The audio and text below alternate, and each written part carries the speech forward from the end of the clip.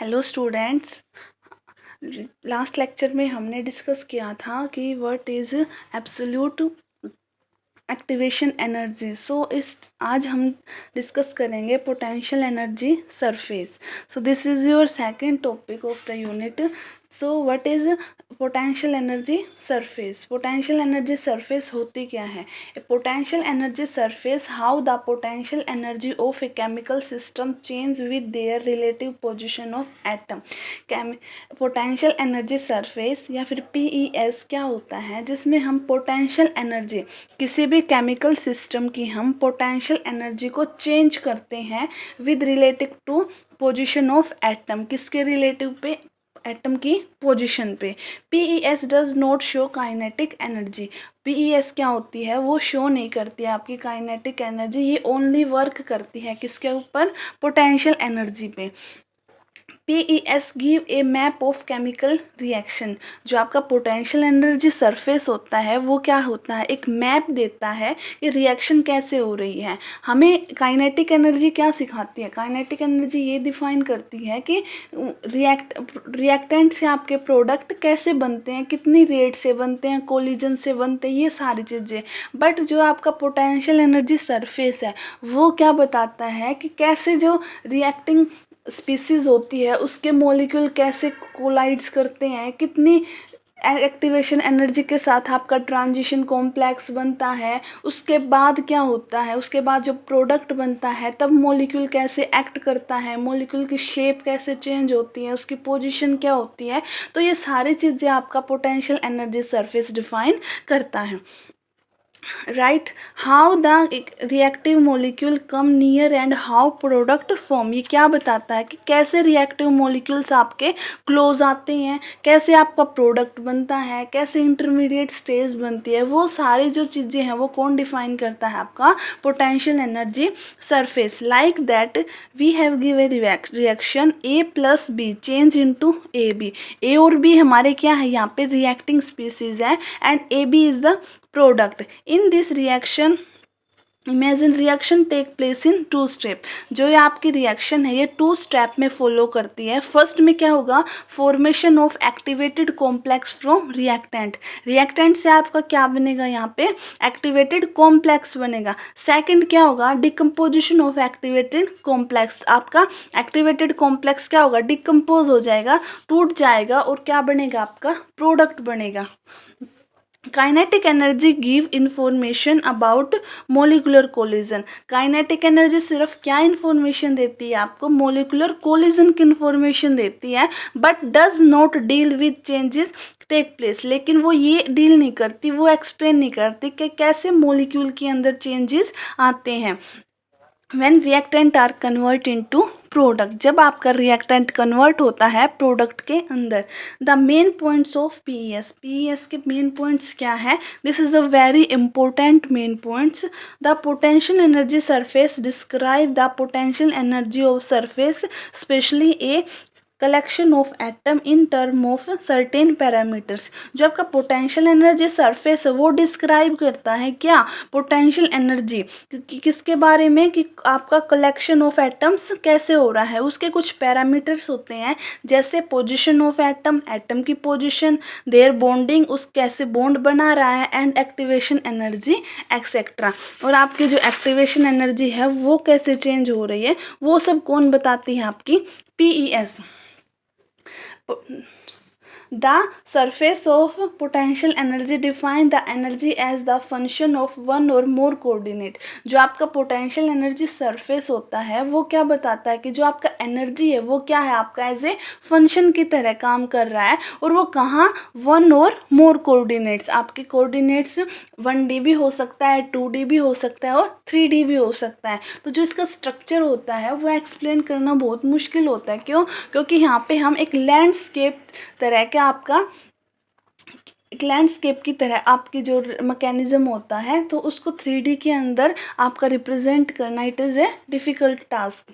It is only 1 coordinate. हम यहाँ पे क्या एज्यूम करते हैं कि सिर्फ एक कोऑर्डिनेट प्रेजेंट है, उस सरफेस को हम क्या बोलेंगे? पोटेंशियल एनर्जी कर्व और energy profile. It is helpful to use analogue of landscape. ये हेल्पफुल है कि आपका एनालिसिस करता है landscape for a system with 2 degree of freedom. यहाँ पे 2 डिग्री ऑफ फ्रीडम होते हैं। 2 डिग्री ऑफ फ्रीडम का मतलब क्या है, यहाँ पे 2 बॉन्ड लेंथ, 2 बॉन्ड लेंथ होती है। वैल्यू ऑफ एनर्जी, एनर्जी की वैल्यू को डिटेक्ट करते हैं। हाइट ऑफ सरफेस की, सरफेस से हाइट कितनी है किसकी, एक्टिवेटेड कॉम्प्लेक्स की। वो सारा डिटेक्शन कहाँ होता है आपका, पोटेंशियल एनर्जी सरफेस में। PES represent the geometry. ये PES आल्सो रिप्रेजेंट करती है आपकी ज्योमेट्री। ज्योमेट्री 2 टाइप्स की होती है, एक्सटर्नल और internal of atom molecule in a chemical reaction. Then these chemical reaction associated with potential energy. So जब हम पोटेंशियल एनर्जी सरफेस करते हैं तो उसके साथ हमारी बहुत सी कर्व आती है। कर्व 2 टाइप की होती है आपकी, एक तो होती है होमो एटोमिक, जहाँ पे सेम एटम्स रिएक्ट करके आपका प्रोडक्ट बनाते हैं। नेक्स्ट होती है आपका हिट्रो एटम्स। हिट्रो एटम्स में क्या, डिफरेंट टाइप्स के आपके जो एटम्स होते हैं वो यहाँ पे रिएक्ट करके जो प्रोडक्ट बनाते हैं। तो फर्स्ट जो है potential energy surface is the energy of molecule as a function of position. यहाँ पे आपका जो PES है वो क्या है, एनर्जी ऑफ ए मॉलिक्यूल किसकी तरह एक्ट करेगा, फंक्शन ऑफ पोजिशन की तरह, जिसकी न्यूक्लियाई क्या होगी आपकी, R होगी। This energy system depend on distance between 2 atom. जो ये आपका एनर्जी सिस्टम है ये कहाँ एक्ट करेगा, ये डिपेंड करेगा आपका डिस्टेंस आपकी एटम्स के बीच में कितनी है। एट द लार्ज डिस्टेंस, जब आपकी डिस्टेंस लार्ज होगी एनर्जी बिकम जीरो। एनर्जी क्या होगी, जीरो होगी, मतलब कि यहाँ पे कोई भी इंटरेक्शन नहीं होता। तो आपकी जो डिस्टेंस है वो भी मैटर करती है पोटेंशियल एनर्जी सरफेस पे। अगर डिस्टेंस ज़्यादा हुई तो इसका मतलब कोई भी बॉन्ड फॉर्मेशन नहीं होगा। The distance between atom is low, अगर आपकी डिस्टेंस लो है, कम है, it means attractive force dominate. तो आपका अट्रैक्टिव फोर्स क्या होगा, यहाँ पे डोमिनेट करेगा। लेकिन अगर आपके डिस्टेंस मोर देन, अगर आपकी डिस्टेंस ज़्यादा है तो यहाँ पे कौन रिएक्ट करेगा, रिपल्सिव फोर्स आपका क्या करेगा, डोमिनेंट होगा। एंड कोजिंग एनर्जी राइज, और आपकी जो एनर्जी है वो क्या होगी, यहाँ पे इंक्रीज होगी। The attractive and repulsive force is balanced at minimum point of the curve. Next जो है आएगा वो कर्व का डायग्राम है, उसमें क्या होगा, जो अट्रैक्शन और रिपल्शन है वो फोर्स क्या होता है, बैलेंस होता है मिनिमम पॉइंट्स पे। The intermolecular distance eight which potential energy is minimum, वो इंटरमोलिकुलर डिस्टेंस जिस पे पोटेंशियल एनर्जी मिनिमम रहती है, डिफाइन एज बॉन्ड लेंथ, उसको हम क्या बोलेंगे, बॉन्ड लेंथ बोलेंगे या फिर इक्विलिब्रियम बॉन्ड लेंथ। नेक्स्ट है आपका potential energy diagram of covalent bond. Covalent bond का डायग्राम, तो ये जो आपकी जो रिएक्शंस है वो किसके बीच में थी, A+B के बीच में। तो प्रोडक्ट क्या बना था, AB। तो जो ये है ये कैसी है आपकी, हिट्रो रिएक्शंस है, हिट्रोमोलिकुलर रिएक्शंस है। यहाँ पे आप देखो एनर्जीज, एनर्जी और इक्विलिब्रियम बॉन्ड लेंथ के बीच में आपका डायग्राम बन रहा है, एनर्जी और इंटरमोलिकुलर डिस्टेंस के बीच में। तो यहाँ पे ये क्या होगा आपका, ये यहाँ पे हो गया आपके रिएक्टेंट, रिएक्टेंट है। रिएक्टेंट क्या करेंगे, यहाँ पे आपका रिपल्सिव फोर्स डोमिनेंट है और यहाँ पे क्या है, अट्रैक्शन फोर्स डोमिनेंट है।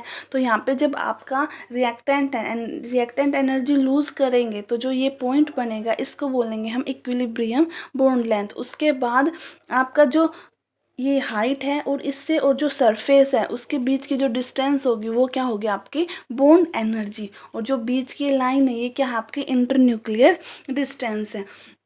जैसे the chemical bond exist between 2 atom of H2, आपका जो H2 होता है उसके अंदर जो बॉन्ड एग्जिस्ट करता है, या फिर the weak attraction between argon atom. Argon क्या है हमारा, नोबल एटम है, तो उसके बीच में जो आर्गन की गैस बनती है, आर्गन के मॉलिक्यूल बनते हैं, तो उसके बीच में कैसा फोर्स होता है आपका, वीक अट्रैक्टिव फोर्स होता है।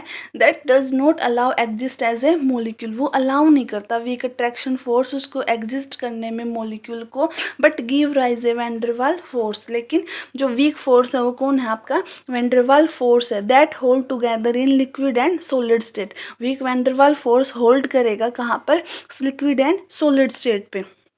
नेक्स्ट एंड इम्पोर्टेंट है सैडल पॉइंट। सैडल पॉइंट्स क्या होता है, at the point the potential energy is maximum. ये वो पॉइंट होता है जहाँ पे आपकी पोटेंशियल एनर्जी क्या होती है, मैक्सिमम होती है अलोंग द रिएक्शन कोऑर्डिनेट, आपके रिएक्शन कोऑर्डिनेट्स के along, but minimum the direction perpendicular to reaction. लेकिन जो मिनिमम होगा कहाँ पे, जहाँ पे आपकी जो रिएक्शन होगी वो परपेंडिकुलर।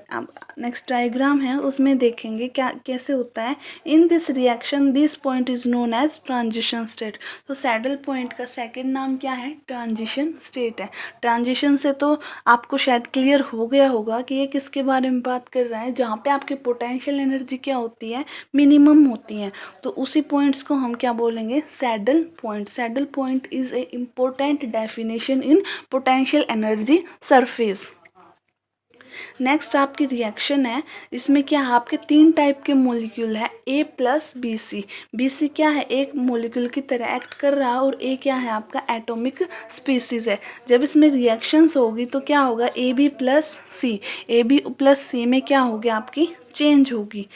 तो यहाँ पे आप देखो ये क्या है आपकी, ये है आपकी पोटेंशियल एनर्जी।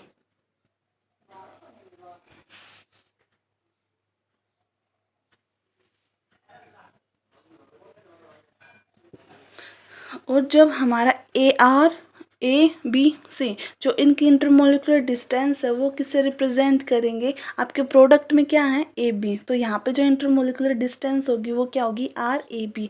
और रिएक्टेंट में हमारा क्या मॉलिक्यूल है, बी सी। तो यहाँ पे जो आपकी इंटरमोलिकुलर डिस्टेंस होगी वो क्या होगी, आपकी आर बी सी। अब यहाँ पे देखो, यहाँ पे क्या है, आपका रिएक्टेंट है, आर पॉइंट से शो कर रखा है। यहाँ पे आपका प्रोडक्ट है पी पॉइंट से। अब यहाँ पे नंबर ऑफ ट्रांजिशंस हो रहे हैं, जैसे ही नंबर ऑफ ट्रांजिशंस हो रहे हैं, रिएक्टेंट में आपका क्या है, बी सी। तो यहाँ पे क्या है, बी सी। इन ट्रांजिशन की वजह से आपका बी सी प्लस में क्या आएगा, यहाँ पे ए आएगा, और यहाँ पे क्या आएगा, ए बी प्लस में सी आएगा। तो नंबर ऑफ ट्रांजिशंस हो रहे हैं, उसकी वजह से आपका ए प्लस बी सी किस में चेंज हो गया, ए बी प्लस सी में।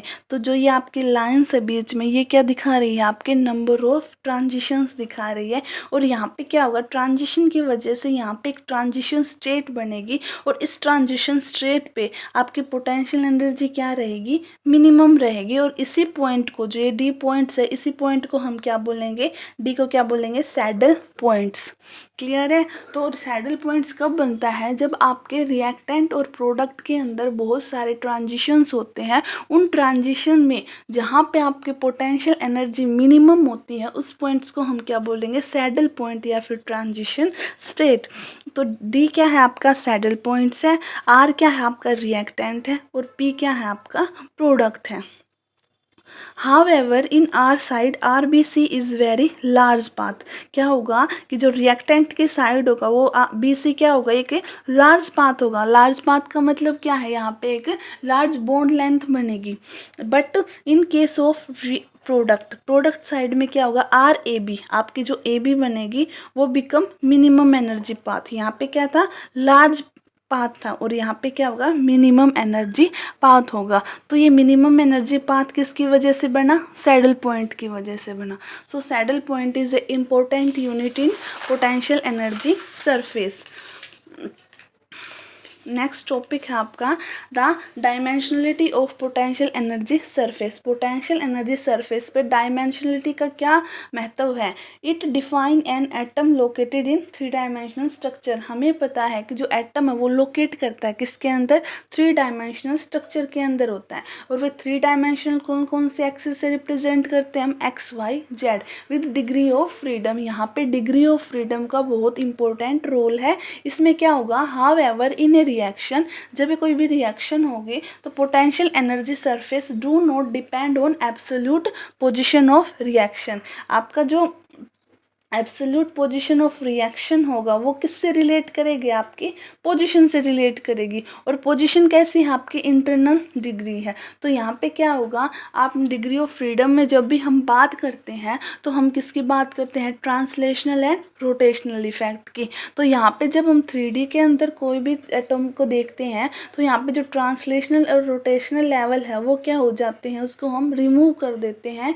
क्यों, क्योंकि each with 3 degree of freedom remaining non linear molecule, क्योंकि ये तीनों जो डिग्रीज होती हैं ये क्या होती है, नॉन लीनियर के अंदर प्रेजेंट होती है। तो जो डायमेंशनलिटी होगी PES का वो क्या आएगा 3n-6। n क्या है यहाँ पे, number of atom involve in reaction, कितने नंबर ऑफ एटम आपके इन्वॉल्व है किसके अंदर, रिएक्शन के अंदर। तो हमने रिएक्शन पढ़ी थी A+BC, तो यहाँ पे कितने मॉलिक्यूल, n की वैल्यू क्या आई थी यहाँ पे 3 आई थी, है ना, 3 आई थी तो क्या आएगा 3 × 3 - 6, तो क्या आएगा आंसर हमारा 3 डिग्री ऑफ रोटेशन आएगी। और वे रोटेशन ट्रांसलेशनल और रोटेशनल क्या होंगी, दोनों इक्वल्स होंगी, राइट।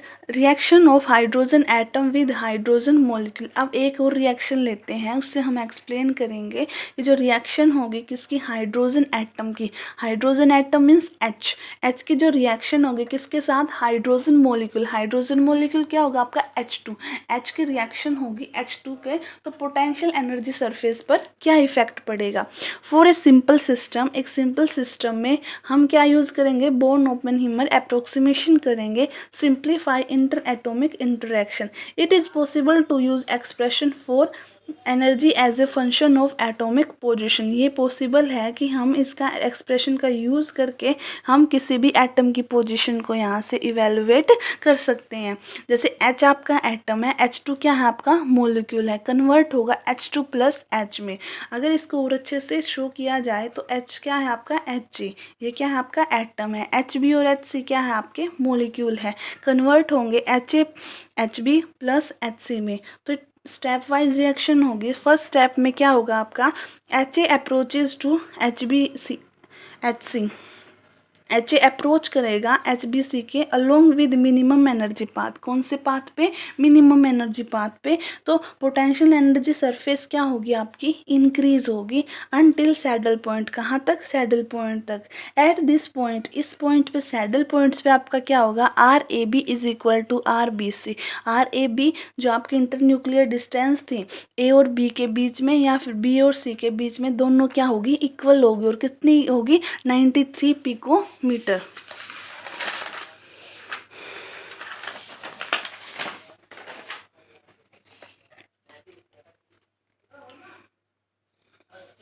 ठीक है, तो स्टेप नंबर सेकंड में क्या होगा, द एनर्जी नाउ डिक्रीजिंग। अब आपकी एनर्जी क्या होगी, डिक्रीज होगी टू डिपार्चर या सेपरेशन ऑफ HBC। तो यहाँ पे HBC यहाँ पे क्या बनेगा आपका, ट्रांजिशन स्टेट बनेगी। और ये ट्रांजिशन स्टेट कहाँ बनती है आपकी, सैडल पॉइंट्स पे बनती है। एंड फॉर्म ए प्रोडक्ट, और प्रोडक्ट फॉर्म होगा HAHB + HC। Potential energy is minimum, potential energy आपकी मिनिमम हो जाएगी आफ्टर प्रोडक्ट फॉर्मेशन।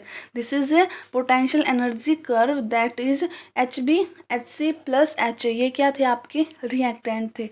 रिएक्टेंट जैसे ही आपका क्या होगा, एनर्जी लॉस करेंगे, यहाँ पे आपका क्या बनेगा, ट्रांजिशन स्टेट या फिर सैडल पॉइंट्स बनेगा। और यहाँ पे आपको दिख रहा है एक क्या, एक पहाड़ लाइक स्ट्रक्चर बन रहा है, जो प्लेट्यू फॉर्म या फिर यहाँ पे क्या बन रही है, एक पीक बन रही है, पीक फॉर्म। और वो पीक कहाँ पे बनती है, आपकी सैडल पॉइंट्स पे बनती है।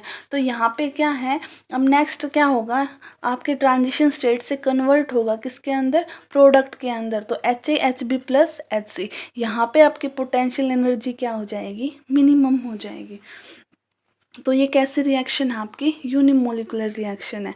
नेक्स्ट एप्लीकेशन PES की फर्स्ट है, PES is a conceptual tool of aiding the analysis of molecular geometry. ये किसी भी क्या बताता है, मोलिकुलर ज्योमेट्री बताता, कंप्यूटेशनल टूल है and chemical reaction dynamics. It can be use to finding minimum energy shape. ये यूज़ किया जाता है कि कोई भी शेप को, मिनिमम एनर्जी शेप, क्यों, क्योंकि हमारी जो पोटेंशियल एनर्जी है वो वर्क करती है किसके ऊपर, मिनिमम एनर्जी के ऊपर। ठीक है, and computing the rate of chemical reaction. This technique use to find out rate of chemical reaction. ये टेक्निक आपकी यूज होती है किसी भी केमिकल रिएक्शन की रेट को फाइंड आउट करने के लिए in 3 dimensional structure without use of kinetic energy. यहाँ पे काइनेटिक एनर्जी का कोई भी रोल नहीं होता। तो this 3 important application are very useful for exam purpose.